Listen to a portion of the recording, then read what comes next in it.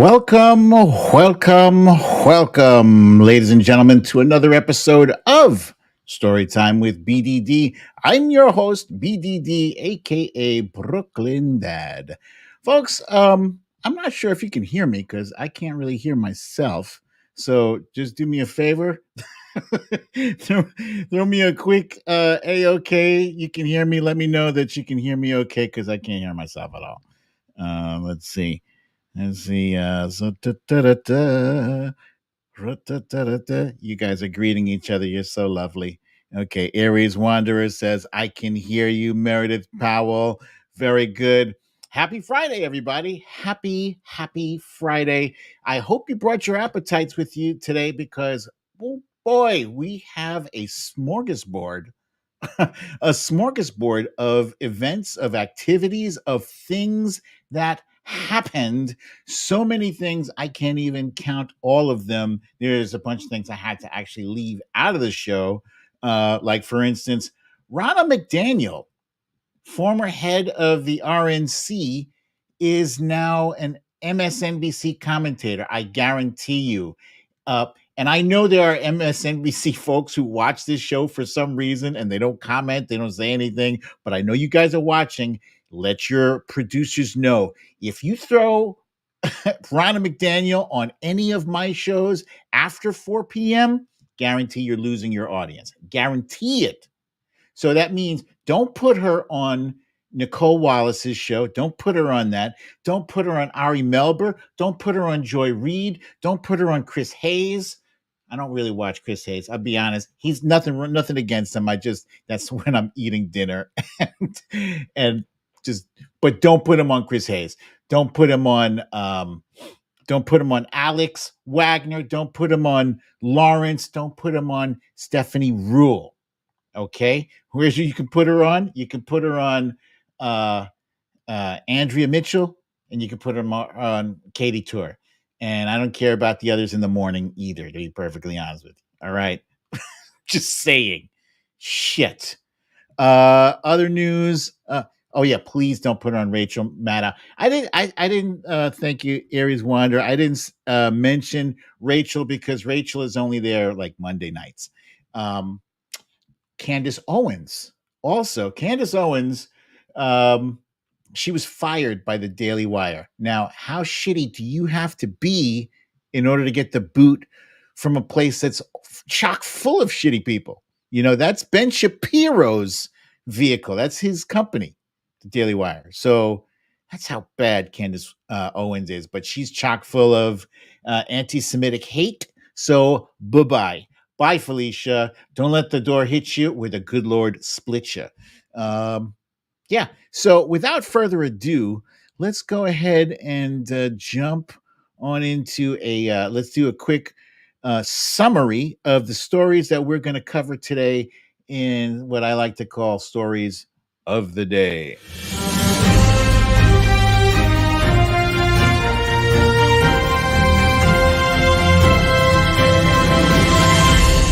Stories of the day.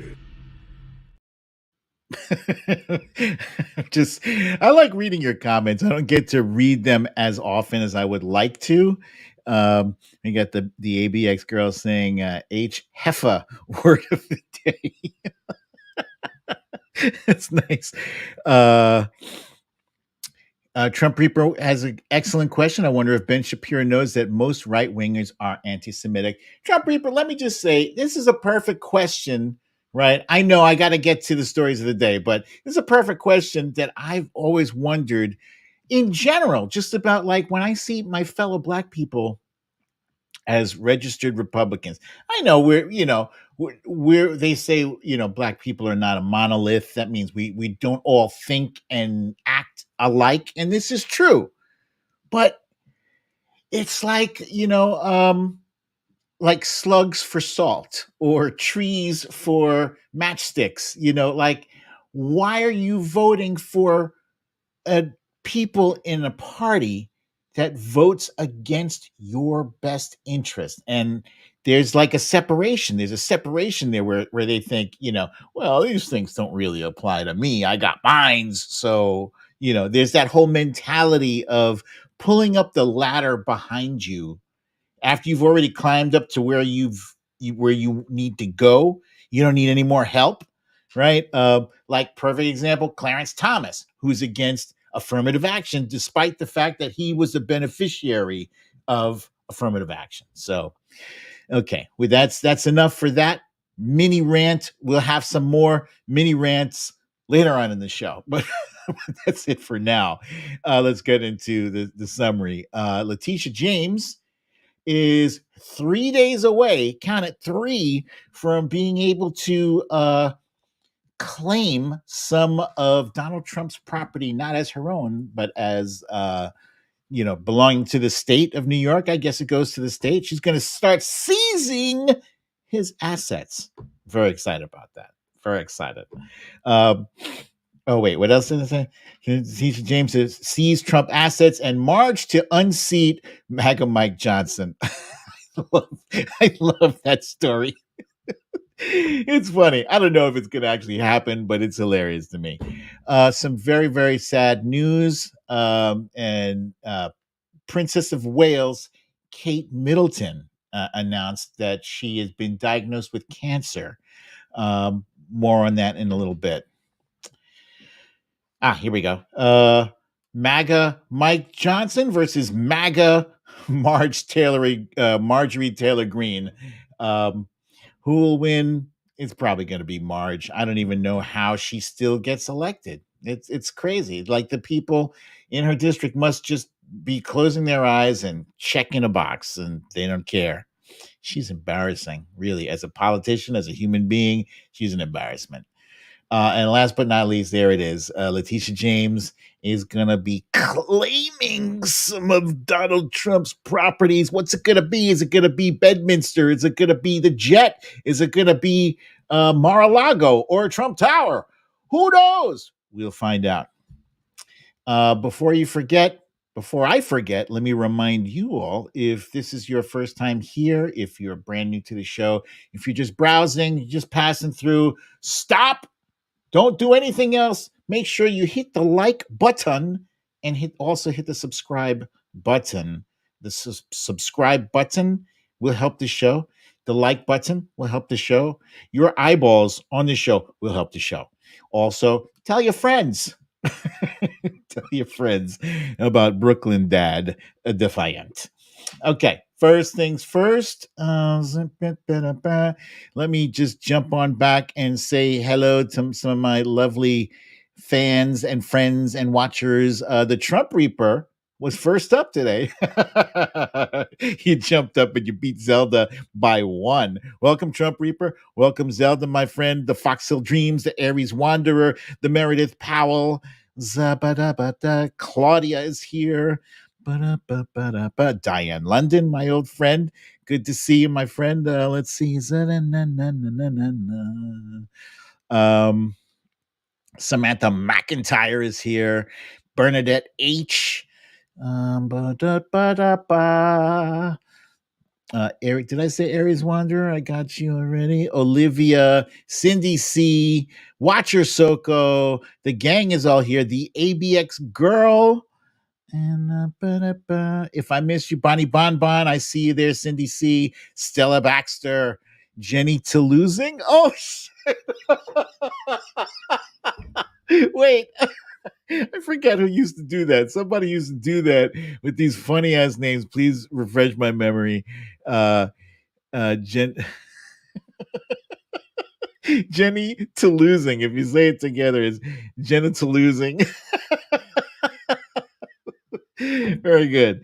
Throwback hello from Scotland. Mr. C1112, fly on a wall. Hello, folks. Thank you for coming. And Zelda, once again, thank you, my friend. Thank you for the extremely very kind donation. I appreciate you very much, as I do all my fans. But of course, thank you for supporting the show. I appreciate it. And Punxsutawney Mo is here. What's up, my friend? Samantha Hawkins and CF says, first time here for me. Let's welcome our new friend to the show. Welcome, CF. you now will be welcomed into the warm embrace of our lovely, lovely regular watchers here. Okay, let's jump right back into the content. Um, it's March. It's actually March 22nd, so we're well into the month of March. And where's my? There we go. I got it reversed here. March Madness. Now, I'm a big sports fan. I love sports. I love football. I love baseball. I love basketball. I'm a Knicks fan, long suffering Knicks fan. I've never, ever actually been able to get into college basketball. There's so many teams. I don't know how you guys do it. I have friends, coworkers, people who they can tell you where so and so went to high school. What? There's over 100 teams that you have to keep track of.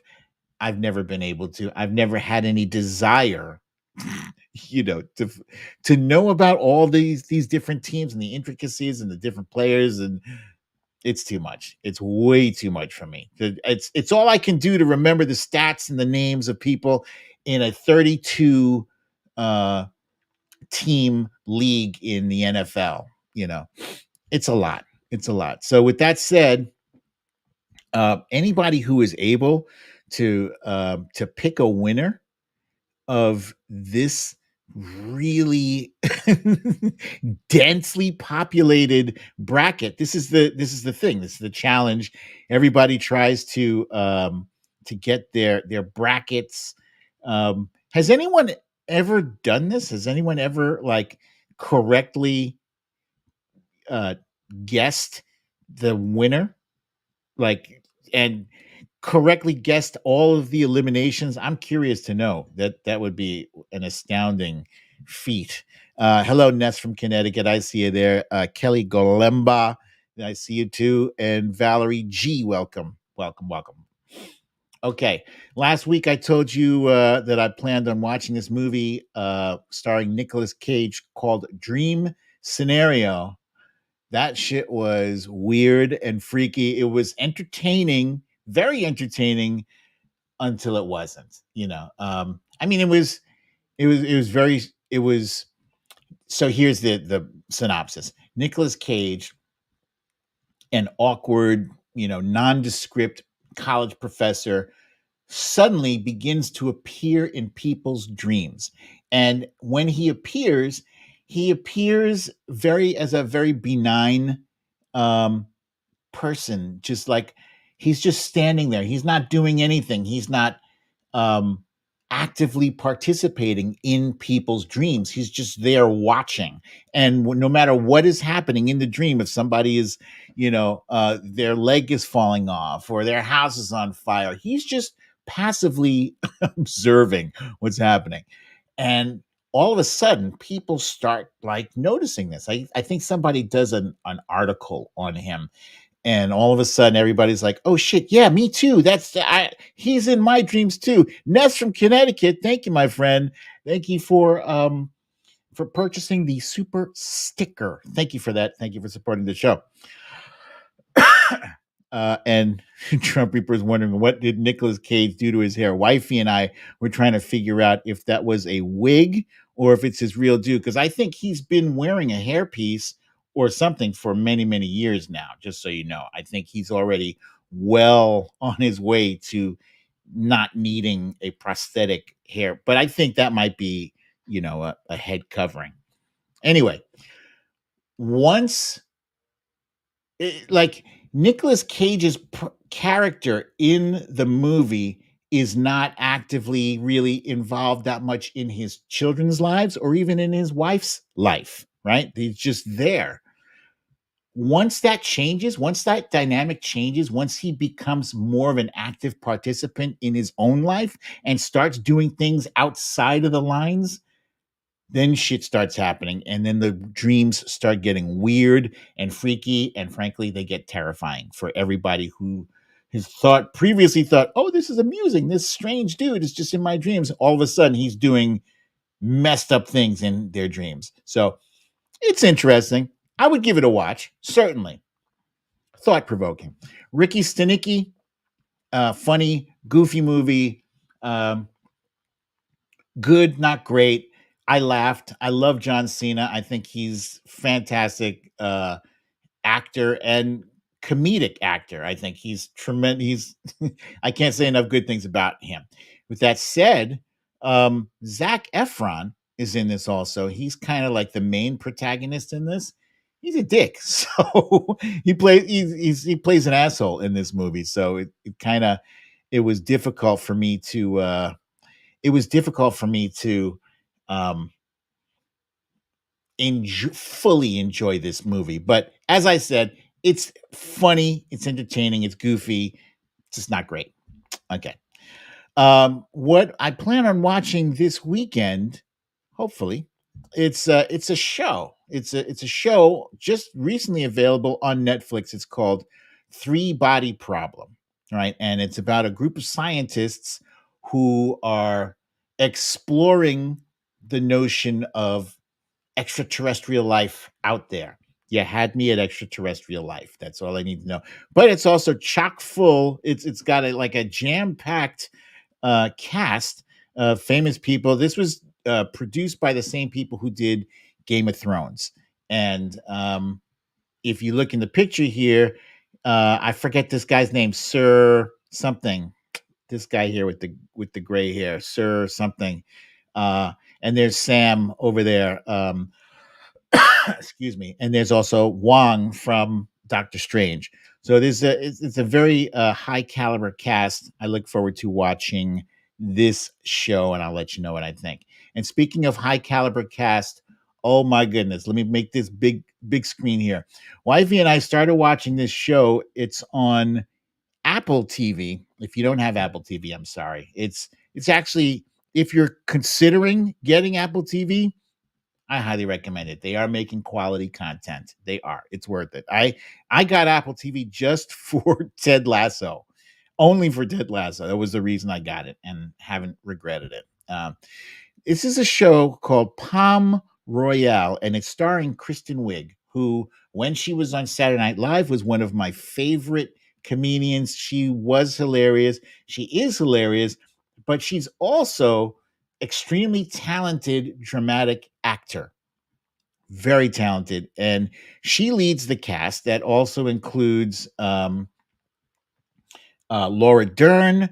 uh, Carol Burnett is in this. Ricky Martin is in this. Josh Lucas, and on and on and on. Very, very, very talented cast. And she plays a woman who is trying to shoehorn her way into the elite, rich, snooty community in Palm Beach. And so as a viewer, you were kind of like a fly on the wall into this like very exclusive social atmosphere that she wants to be a part of, people that want nothing to do with her, and she herself doesn't really have the money or the social standing to belong, but she desperately wants to belong. So with that said, it's really, really, really very well done, highly entertaining. I give this like a, I don't know, a 9.5. I'm very stingy with my tens, but it's very close to being a 10, this show, just so you know. Uh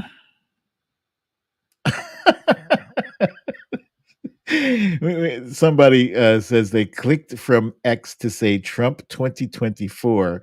Please wake up. Stop praising our tyrannical government. It's interesting. What makes this government tyrannical? I wonder. I don't feel like I am being tyrannized or whatever. Um, and I think Donald Trump would be a disaster for this country. And we'll get into why, if you haven't been paying attention, if you just woke up from a 10-year coma, Donald Trump is a disaster to himself, let alone the country. This is a guy who staked his whole thing, his whole reason for being, on being a good businessman, right? And he's about to lose a lot of his shite, not because of some deep state conspiracy, just because of his own greed and hubris and stupidity. Okay. Okay. So we're going to get into why he's terrible. Um, oh yeah. So this is just a scene from that show. I highly recommend it. Check it out. All right, let's jump into the business, the regular stuff here. Today, a vote was held in the House of Representatives to keep the government open. Which is like, if you get if you get your electric bill in the mail, you pay it. And if you don't pay it, they're going to turn your electricity off. It's that simple. You pay your bills. You incur debt and you pay it. That's what grown-ups do. The Republican Party seems to believe that they can hold our debt hostage to exact demands, and that's not how it works, guys. You rack up the bill, you got to pay it. It's that simple. If you don't like it, don't run for office. You're doing it wrong. Okay? Needless to say, this was a I want to say 1.1 or 1.2 trillion dollar spending bill that passed. And it passed because of Democrats. If you look on the picture on the screen here, it was passed 286 to 134. And that 286 registering yay as their vote, 185 of them were Democrats and 101 were Republicans. 101 is less than half of Republicans. More Republicans voted against it than voted for it. That's all you need to know.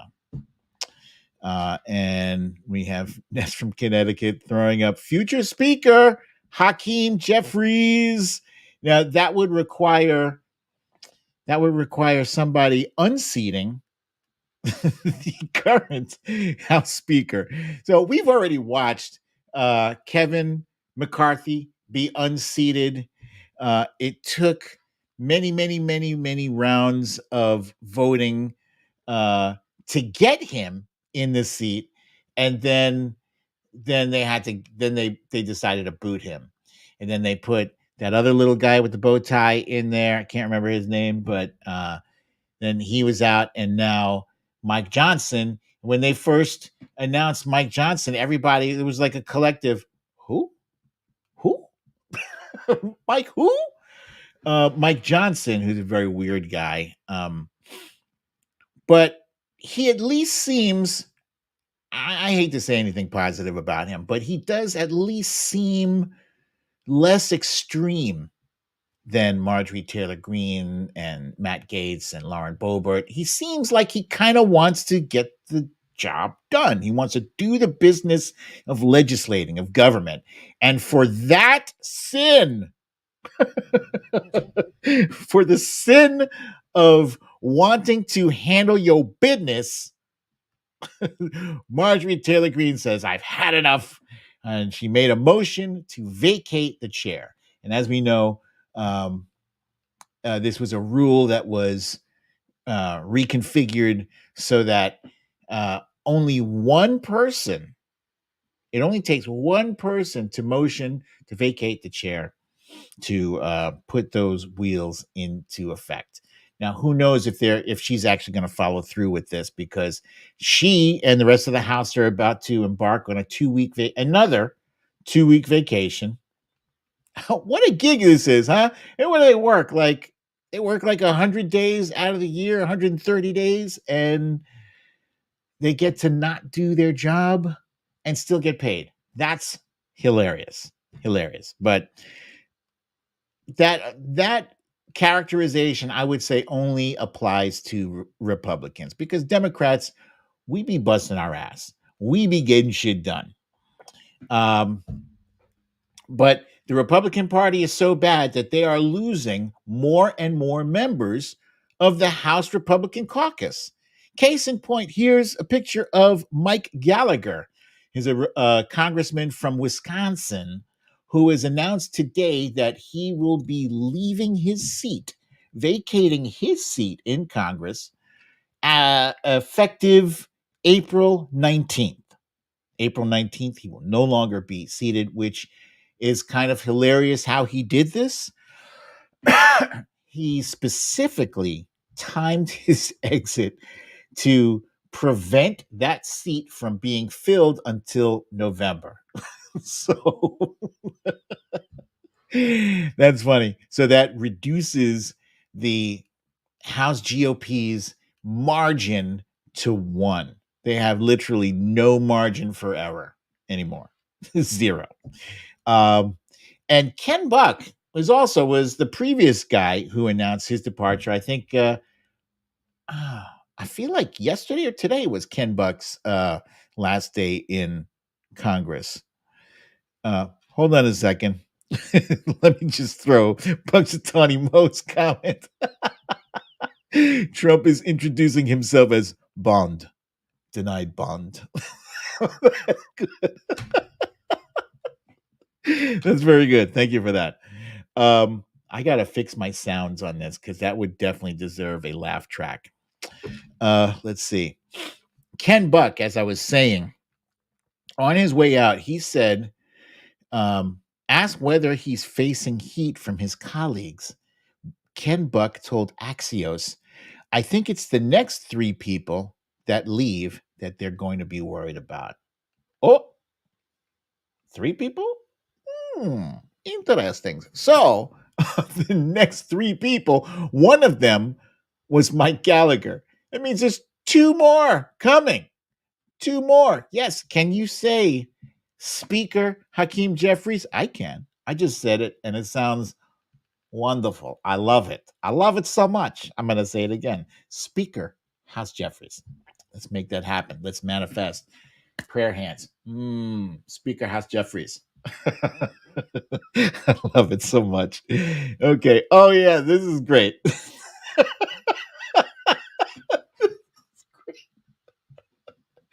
George Santos, man. George Santos.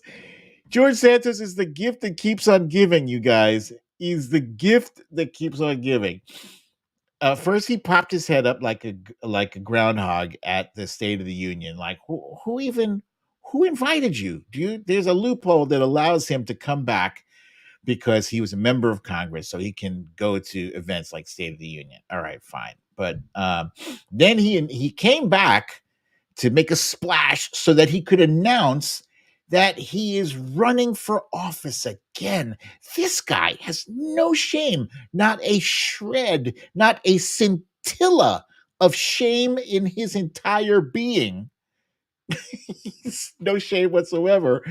So this guy has just announced today, George Santos has announced, let me read this to you guys. After today's embarrassing showing in the House, embarrassing. So the House passing the bill to keep the government open is what he calls embarrassing. I have reflected and decided that I can no longer be part of the Republican Party. The Republican Party continues to lie. This guy. This guy. Let me remind you guys that George Santos is currently under indictment. He is under indictment for lying and swindling. Let me continue. The Republican Party continues to lie and swindle its voter base. We're talking about wire fraud, a whole lot of other shit. I, in good conscience, cannot affiliate myself with a party that stands for nothing and falls for everything. I am officially suspending my petitioning in NY01 to access the ballot as a Republican and will be filing to run as an independent. I will take my ultra MAGA Trump supporting values to the ballot in November as an independent. Nick LaLota and John Avlon, I'll see you boys in November. Kiss emoji. God bless the USA. Insane. Just absolutely insane. I don't know what he is hoping to achieve by this. I am sure he doesn't think he has a snowball's chance in hell of winning. I'm sure of that. I mean, I'm sure if he's even walking around the streets of New York City, he's not getting the love. He's not getting it. Not in New York City. If he's walking around in Staten Island, maybe. Sorry, guys. you know, if you live in Staten Island, you know I'm not saying anything untrue. Okay? You just know. Hate to say it, but I said it. I said what I said. Let me shift gears a little bit to something that is very not very happy, not funny at all. It's actually very serious. There is a terrorist attack today in Moscow where four, apparently, this is only news that I've gotten from the news from MSNBC and CNN. Apparently, there were 40 people were killed and over 100 people were injured in an attack where four gunmen walked into, it says, Crocus City Hall, a concert area, and murdered 40 people. And then they either exploded a grenade or something that caused that structure to be on fire. So I strongly denounce this act of terrorism. That is what it is. I mean, I don't think you have to wonder when mass people. I think anytime more than three people are killed in one act of violence, that's terrorism. It's terrorism because what does it do? It creates fear.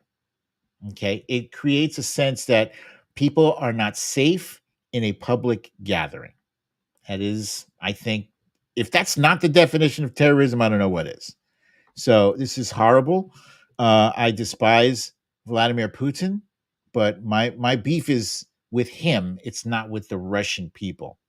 I'm sure some Russians support Vladimir Putin, but I also believe that the people who do support him have probably been propagandized to the point where they think he's actually the good guy, but he's not. So this is a very terrible story, I'm sure.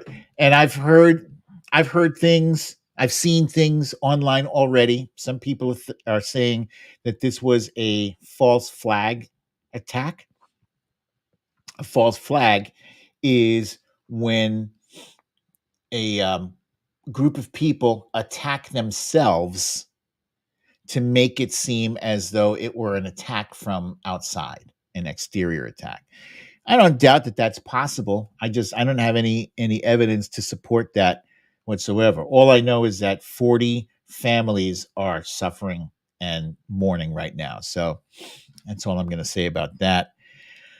Um, and if you know of anybody who is currently in Moscow, in Russia, or whatever, ask them to be careful, and especially if they're American, ask them to seek shelter and like don't mess around.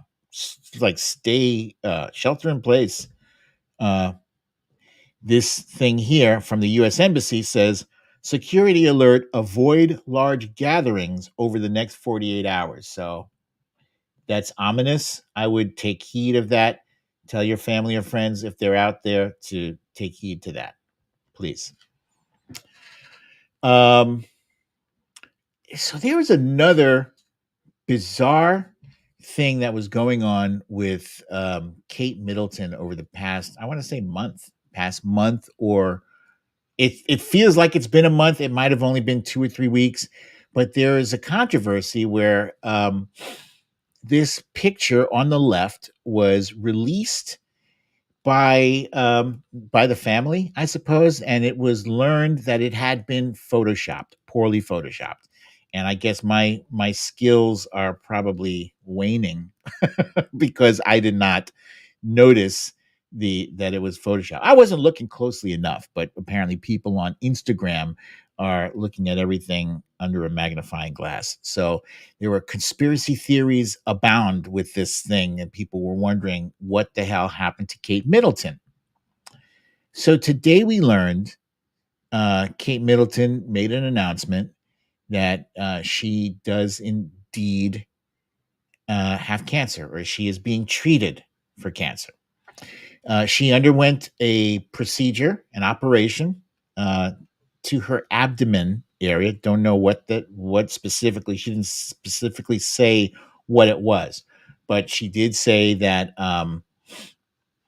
the procedure was successful, but they did find that what they removed was cancerous. So they are going to treat her for cancer. So she's going to get chemo and radiation.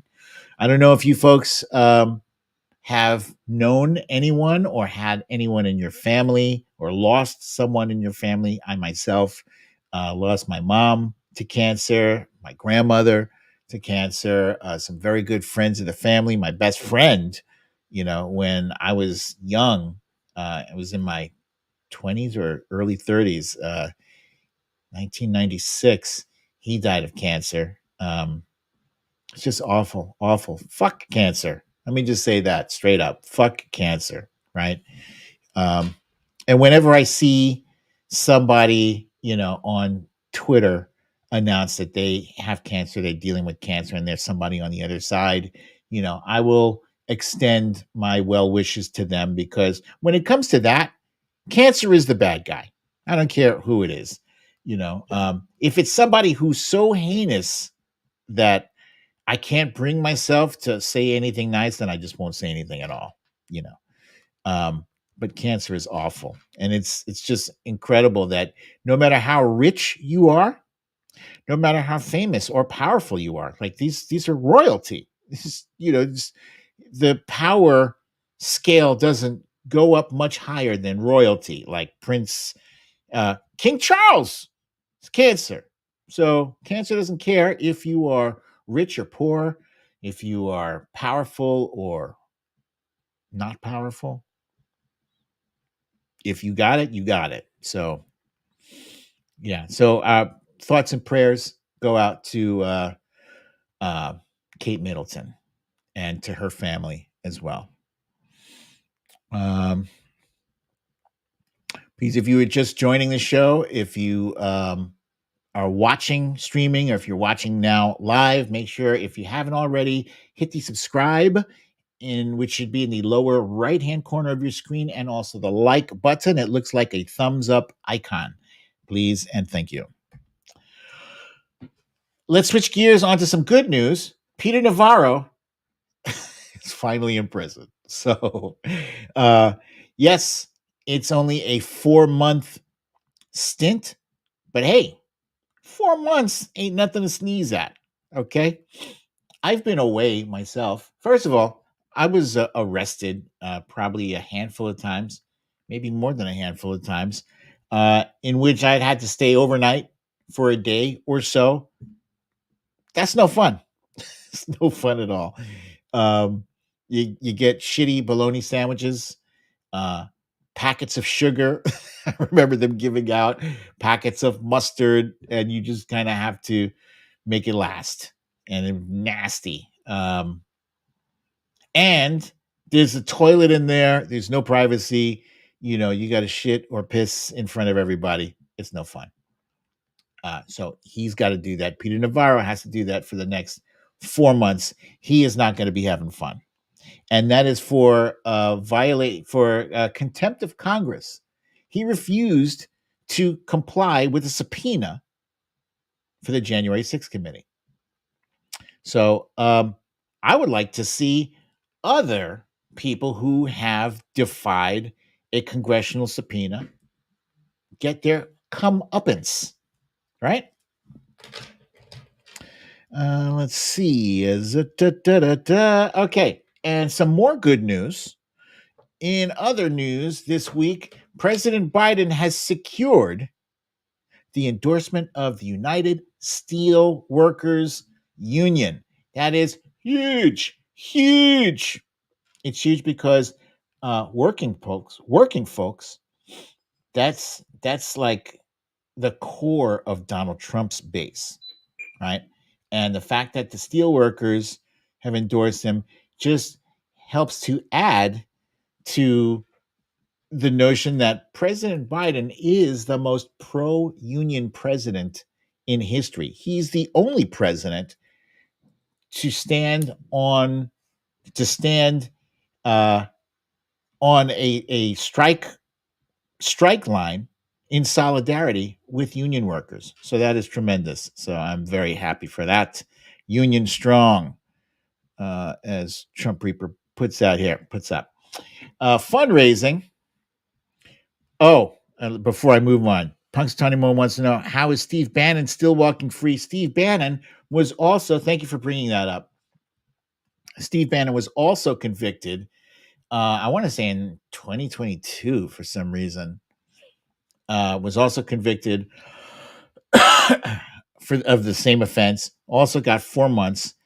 He is currently appealing. I guess he just has a better lawyer than Peter Navarro does. And Watch Ahsoka says Trump pardoned him, but that was for something else, I think. In other news, the Biden campaign is kicking ass and taking names, and they're taking names of their fundraise, their donors. The Biden campaign raised a whopping $53 million in the month of February for a grand total of $155 million on hand by the month of March, which is a record. There's no Democratic incumbent president has had that much on hand at this stage in the game. That's huge. By comparison, Donald Trump has a measly 20. He raised 20 million last month in February, so 33 million less than President Biden did. And overall, all he has on hand is 42 million. So President Biden is stomping him in the fundraising thing. This is the guy who's the businessman, right? Who's supposed to, have business leaders supporting him and all that. And I guess people aren't too keen to throw money at a guy who's just going to be using that for his legal fund. The Biden campaign taunts Trump on low fundraising numbers. He'd fire himself. Donald Trump's campaign had 42 million in cash on hand last month, while Joe Biden's campaign had 155 million in cash on hand. In other news, there were primary races going on this week. One which I thought was noteworthy: Florida, state of Florida. Donald Trump had a commanding percentage of the vote, 81%. Not as commanding as President Biden, mind you. President Biden's numbers are steadily in the upper 80s, low to mid 90s.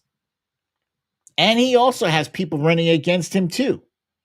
But this is interesting. See, President Biden's opponents are only netting 2.5% at best, right?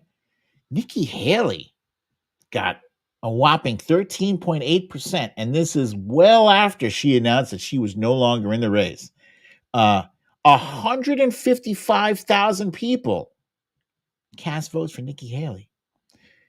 Ron DeSantis, who dropped out even earlier than Nikki Haley did, he got 41,000 people to cast a vote for him. Ron DeSantis, Mr. I don't know how to smile like a human being. Chris Christie got almost 10,000 people to cast a vote for him. And people hated Chris Christie. Donald Trump is not doing well. This is not strength. This is not a strong performance that I'm seeing from the Republican Party's presumptive nominee. It's not strong at all. It's very weak. It's weak. It's low energy.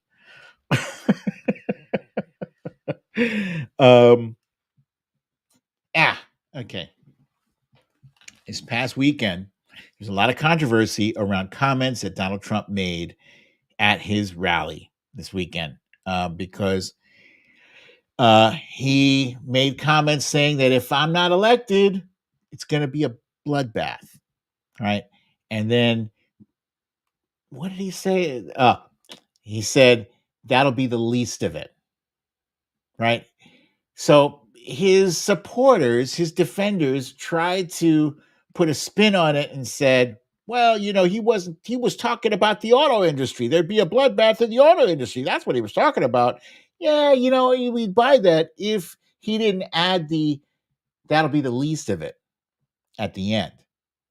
No, he said for the country. Be a bloodbath for the country if they don't elect him. Hey, Eddie G, I see you there, my friend. Welcome back.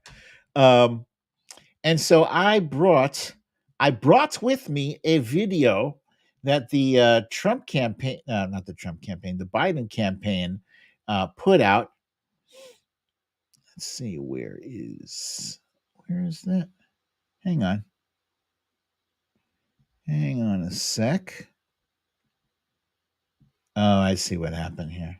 Okay, let's go into bookmarks, show ideas. Yeah, let's pause this. Just a minute here, my friends. Show, here we go. Let's share that. And let's make this big. And let's make sure you can hear it. Now, if I don't get elected, it's going to be a bloodbath. It's going to be a bloodbath for the country. Jews will not replace us. But you also had people that were very fine people on both sides. Are you willing to condemn white supremacists and militia groups? Proud boys, stand back and stand by. Please rise for the horribly and unfairly treated January 6th hostages. There'll be a lot of pardons and commutations of January 6th defendants. Yes, absolutely. You tell your supporters now, no matter what, no violence. And it's going to be a bloodbath.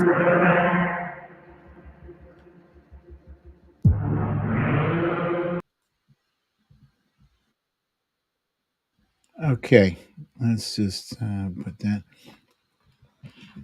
I played that video because that video helps to put in context his comments about bloodbath. See, he's not saying these things in a vacuum. He's not saying these things without any previous hint of violence in his rhetoric. His entire spiel is littered with violence, with aggressiveness, with talk of civil war. This is a guy who, in his inauguration speech, instead of talking about hopeful rhetoric, hopeful things for the nation, he talked about carnage. This is a guy who just a month or so ago said he hopes that the stock market crashes. You know what that means? That means, grandmas and grandpas, people who have their money tied up in 401ks. He wants them to lose their nest eggs. This is a guy who claims to care about America, claims to care about Americans, but wants to see financial harm done to fellow Americans. Folks, that's not a president. That's not a leader. That's a scumbag. That is a scumbag. And let me just remind you also, this is the guy who dropped the ball on COVID, who, because recently he posted something like, are you better off today than you were 4 years ago? Yeah, I'm better off today. My blood pressure is way lower today than it was 4 years ago. Also, I happen to notice that there's no food lines going on for miles and miles of people trying to get food to feed their families because they can't, because the whole shit is shut down, because you mismanaged that crisis, because you undersold the threat. You downplayed it. I always wanted to downplay it. You downplayed that threat, and hundreds of thousands of people lost their lives as a result of it. Millions of people lost their jobs as a result of it. We couldn't get toilet paper. couldn't even get toilet paper. The shelves were empty. You lost more jobs than any other president since Herbert Hoover. So when that guy jumps in our comments earlier and says, "Oh, Trump 2024 just went tyrannical," tyrannical, this motherfucker threatened to be the dictator on day one.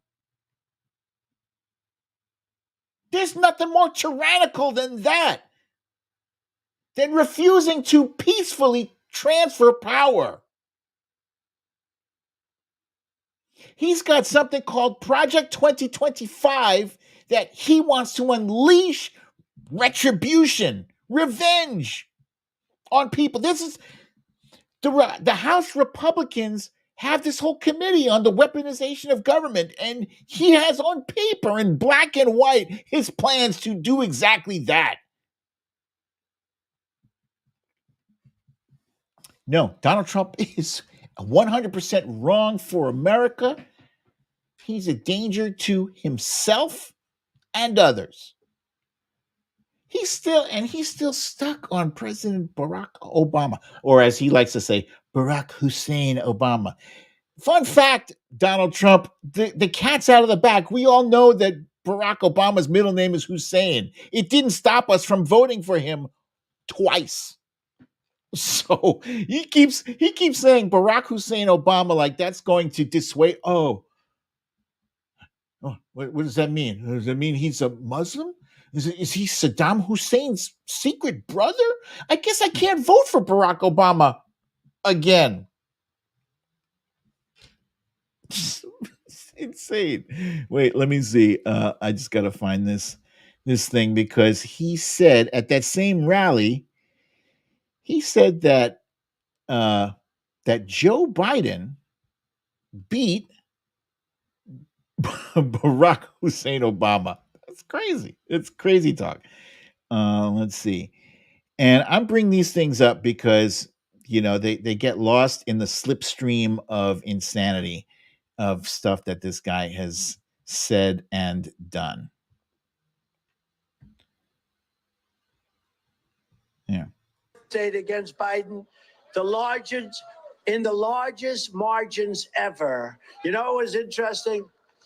Joe Biden won against Barack Hussein Obama. Has anyone ever heard of him?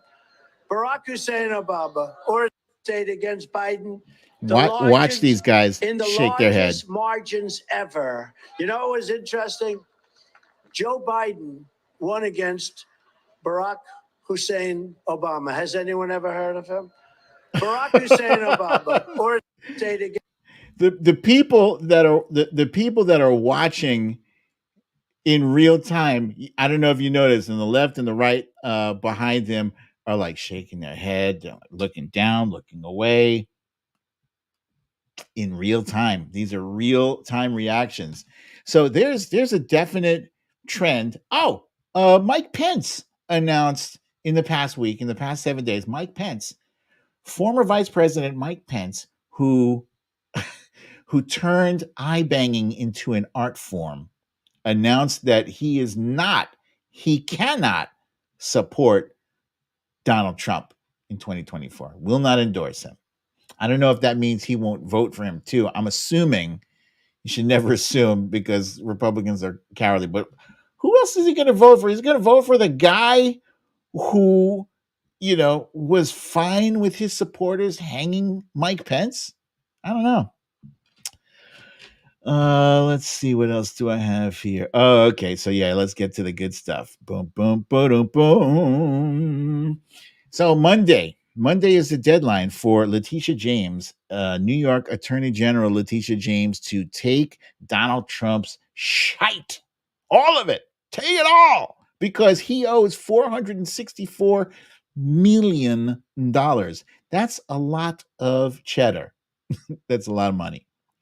And Donald Trump does not have that money. Or wait, or does he? Because today on Truth Social, his ego was taking a beating. He couldn't handle it. So he posted, let me read this to you guys. He posted this on Truth Social. I'm not going to read it in his voice. Through hard work. No, I'm not. It's too much. Through hard work, talent, and luck, I currently have almost $500 million in cash, a substantial amount of which I intended to use in my campaign for president. The often overturned political hack judge on the rigged and corrupt AG case, where I have done nothing wrong. This dude is a mental case. Knew this, wanted to take it away from me, and that's where and why he came up with the shocking number, which, coupled with his crazy interest demand, is approximately $454 million. I did nothing wrong except win an election in 2016 that I wasn't expected to win. Did even better. Notice he says did even better. Didn't say that he won, but I did better than I did I lost, but I did better in 2020 and now lead by a lot in 2024. This is communism in America. Just throw it. I don't love how the right wing uses the word communism just like as a catch-all. They use communism the same way they use woke. Woke is just an attack. You ask them, what does woke mean? And you're like, it's bad stuff.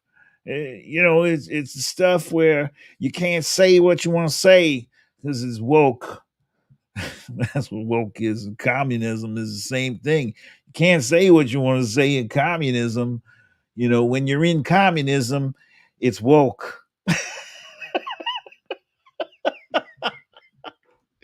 Anyway, speaking of Truth Social, apparently they've given Truth Social the go-ahead to go public.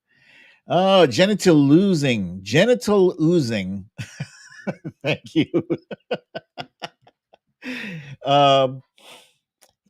He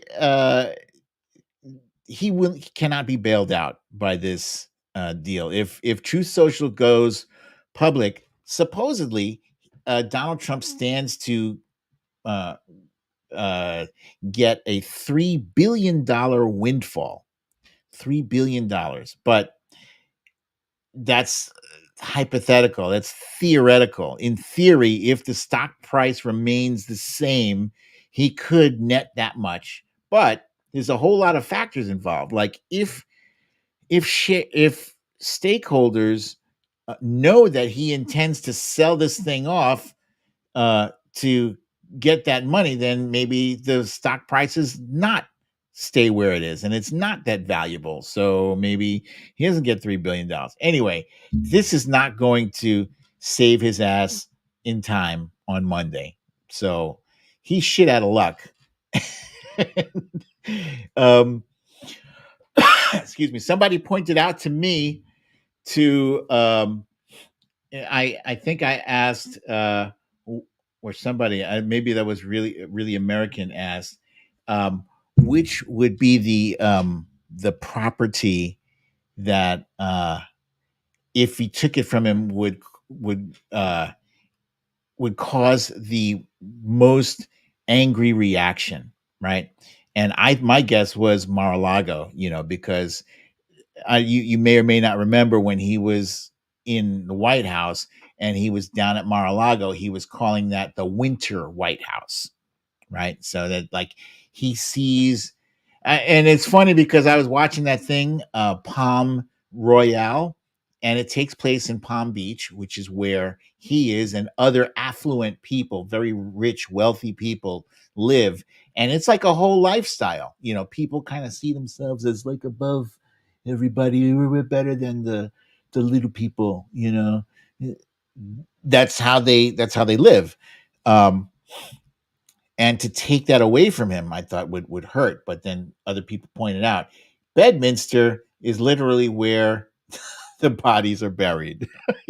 He apparently he either buried his ex-wife, Ivana Trump, in Bedminster with nothing fancy, just like barely a headstone and nothing else. The plainest, most boring as, like, what a diss to his kids, right? To Ivanka. I would think, man, it doesn't make sense to me.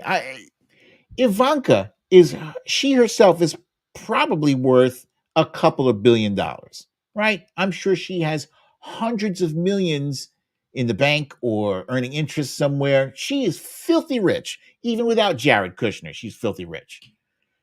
You mean to tell me Ivanka couldn't chip in $50,000 to, get her mother more appropriate send off? That's messed up. Something ain't right. Something does not add up. Something does not add up. I think they're saying that Ivana is buried on Bedminster just to kind of cordon off that area. So yeah, I think if Letitia James were to seize Bedminster, maybe now they have access to where those records have been buried. And I don't know, does this mean Donald Trump has somebody right now unburying the stuff? This is all crazy. But yeah. Lucy L believes something else is there. What could it be? What else is there? I don't know. Yeah. Look, Fox Hill Dreams. The grave is not even mowed. He wants it to disappear. It's crazy. Here's another good question, too. Let's air out these questions. Valerie G wants to know, why were her ashes buried in a large coffin? Great question. Inquiring minds want to know. I want to know. Cindy C. It says, yeah, her ashes. It was reported she was cremated. This is crazy. Okay, so you guys, that's the show for today. Look at me wrapping up at just over an hour. Look at that. I feel fancy now. You guys have any questions for me? This was a very busy. Wait, did I miss philosophy? Is philosophy here? Because I saw somebody saying hi to philosophy. Oh, there he is. Hey, buddy. How are you, my friend? Good to see you. Those of you who don't know philosophy, that is my friend Jonathan Slater, who has a great Twitter account. His account has been sacked more than Donald Trump has been indicted more times. I'm sorry, buddy. But he has some great content. If you need something funny to look at, if you need a funny video or a feel good video, that's the account you want to go to. And my friend, put up your X. I'm not calling it X. Put up your Twitter handle so I can throw it up on the screen so people can follow you there, please. Still pizza tonight, always pizza. Lucy L, always pizza. And it's funny too, because my son just asked us, what are we doing for dinner? And I was like, frozen pizza, because he likes his pizza from outside, but I love the frozen pizza because I get to put the turkey pepperoni on it, which I love. It's so good. Zelda says, I believe he buried valuables in there, expensive things, money, gold, jewelry. Now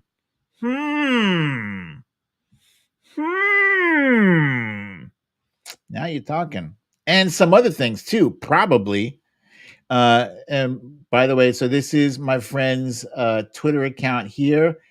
It's at Slater_Paul. There's got to be a story behind that, Mr. Slater. Is Paul your middle name? I don't know. Let's find that. Let's see. Why did it take 10 burly? Oh, this is a great question. I've seen this question before. Let's put it up again. BJ Wieland Doucette asks, why did it take 10 burly pallbearers to carry a casket with a cremated body? Somebody answer that. Somebody answer that question. I would like to know. 10 burly pallbearers. It's a great question. What was that wooden casket made of that it was so heavy that it required those big burly dudes to do that? Good question.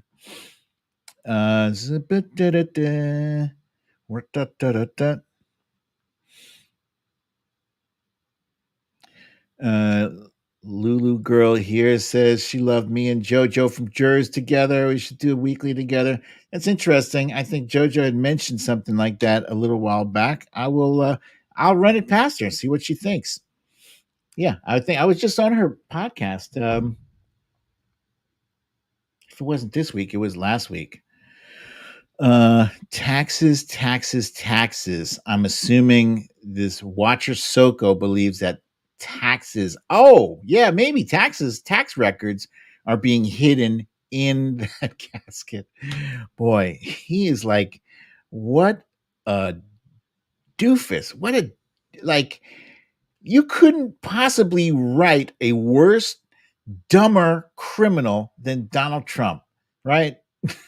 Like, I've watched things like I'm sure you guys have seen Goodfellas, right?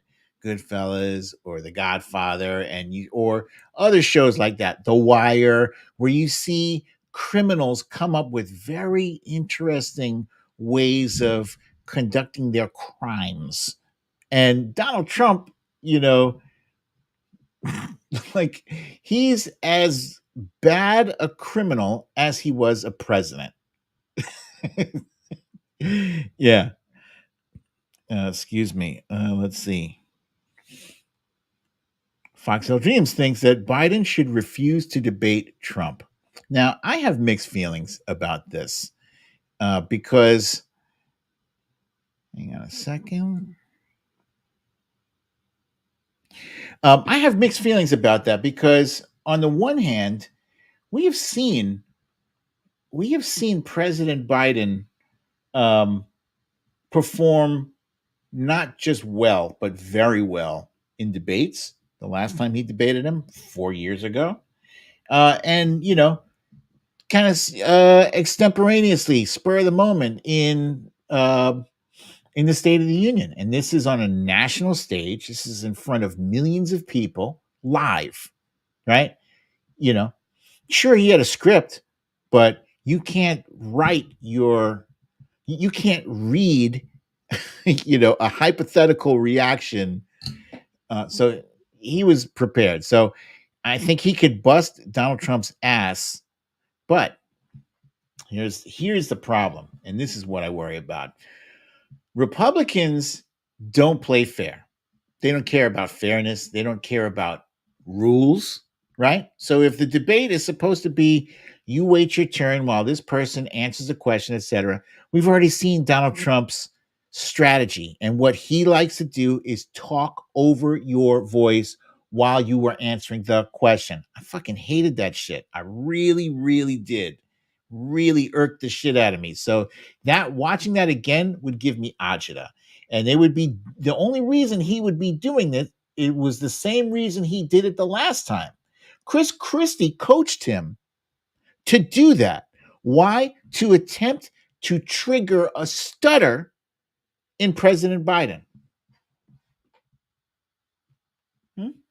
That's some low shit. So Donald Trump didn't make himself available for debates during the primary season. So why should President Biden do the same? The problem with him not debating Trump is the appearance, right? It's the optics. That means, that gives the right wing an opportunity to say, President Biden's afraid to debate. You see that whole thing. So it's tough. I don't really, honestly, strategy wise, I don't know what the answer is. So that whoever comes up with the answer to that is going to have to figure out the calculus of, does it hurt him or help him more to debate this buffoon? President Donald Trump will just be like a pigeon.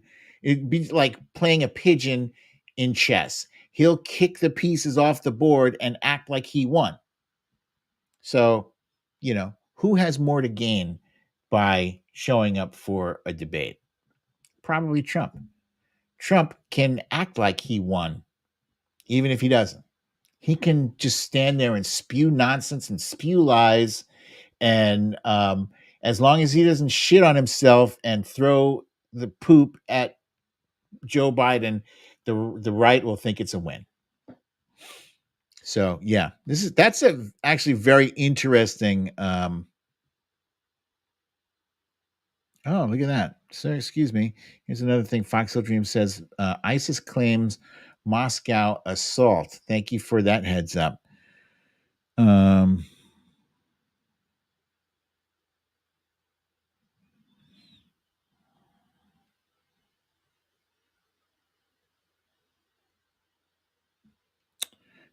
So Reginald, I'm not putting your comment up there because you used a word that I disagree with, right? I hear what you're saying, but I don't like the way you said it, so I'm not even going to repeat it. Let's see. Yeah, basically, he's saying, I should talk to the young folks and how can you vote for Donald Trump? But yeah, I don't like how you said that.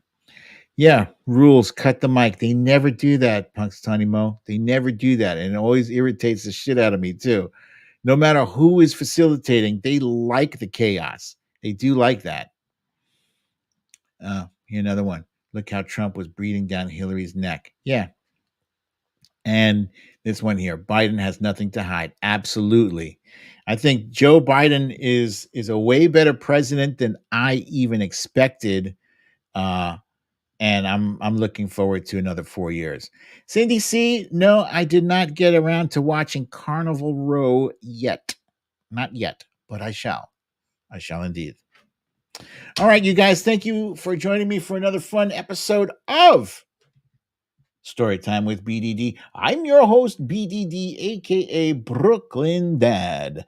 If you have not yet gotten your shot, what can I say? You're going to learn the hard way, I suppose, right? But for the rest of you guys, good job. Make sure you keep your social distance 6 feet or better. And as always, I will see you guys here, same time next week, same time, same place. I love you all. Peace.